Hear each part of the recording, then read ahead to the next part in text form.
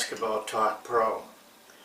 Today I have a very special for me segment, and that is, I think this is very important for any coach to have information on, and I'm going to try to give you that information. I hope you will listen to all of it, because I think it will help you more than many things that you could do to be the best coach possible for your players. I showed you this book before. It's called Talent is Overrated.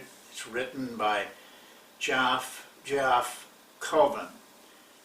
He's not a coach. He's not a sports guy even. He's a writer for a business magazine.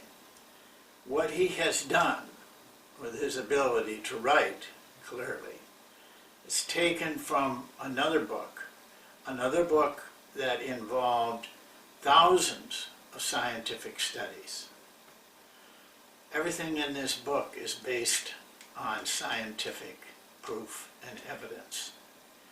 In the last 10 pages of the book, he goes through each chapter and gives the reader every piece of information of where the source came from, where the scientific evidence came from. There is no guessing about this book. The truth is there for you. Before you ever hit the practice floor, I think you should read this book completely through, and then read it again and mark all the important parts. Get all the important elements and essentials in your mind. It'll make the difference in the world in your coaching career. Well, what the book says basically is this, that it isn't talent, it's the amount of time you spend in what they call deliberate practice that will raise you from poor to average, average to good, and good to great. There is no doubt about that. The time that you spend, they are estimating that for most people, 10,000 hours of deliberate practice. This isn't talking about games, this isn't talking about reviewing film, it's deliberate practice, physical or mental practice. 10,000 hours will put you in the area of greatness. That's liberating. It's also can be very discouraging. You can do it. Book says you can do it, but you got to do the 10,000 hours, and it's not an easy task. What this book basically says is this: we're all born alike. If you had 3 babies lying in a row next to you, one could be a Michael Jordan, one could be a Larry Bird, one could be an Abraham Lincoln, but you are born with exactly the same things that they're born with. Now, a lot of you won't believe that. I personally believe that. But you have to apply the principles that we're going to talk about. And the same thing is for being a coach. I read a study one time that just opened my eyes. Many of you might know the term perfect pitch. Well, perfect pitch is being able to listen to any sound and tell you what the note is on the scale. And few can do that. Thelonious Monk, for example, could listen to a doorbell and tell you what note it was. He could hear a spoon clinking on a glass and tell you what that note was correctly. A lot of people have relative perfect pitch. Hardly any has perfect pitch. But scientific studies have shown that as a baby, when you're first born, every baby has perfect pitch. It's what happens between birth and, say, 20 years old. All the things that go into your life that deteriorate you. Part of it is you don't use it. That could be one reason. Another reason is you could be told constantly no one has perfect pitch.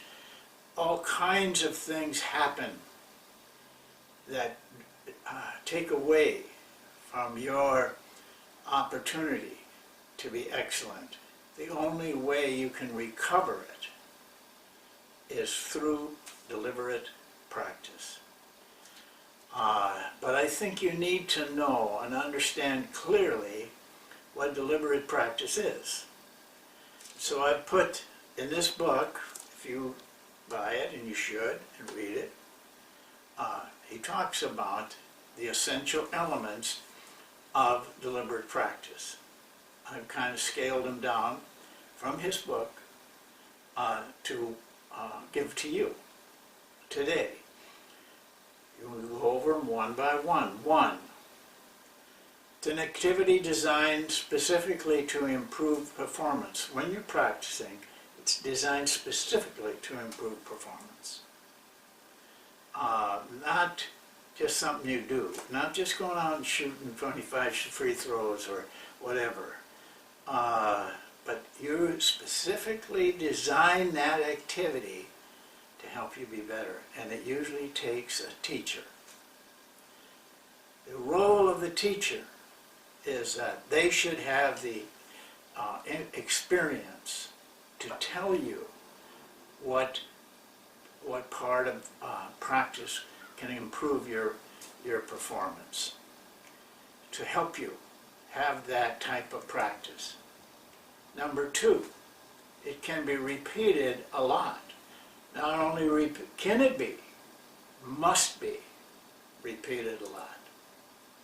You give up too quickly by not repeating what you want to get across over and over again.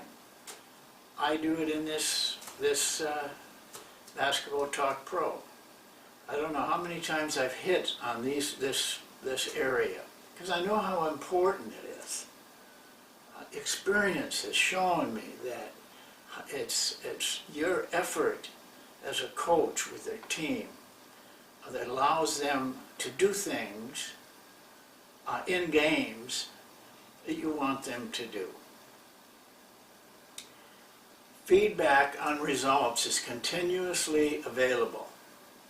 They have to know what's right and what's wrong. I think it was just 2 segments I talked about being able to see what is wrong, but most of you don't see it because you don't look for it. If you can't see it correctly, you can't correct it correctly.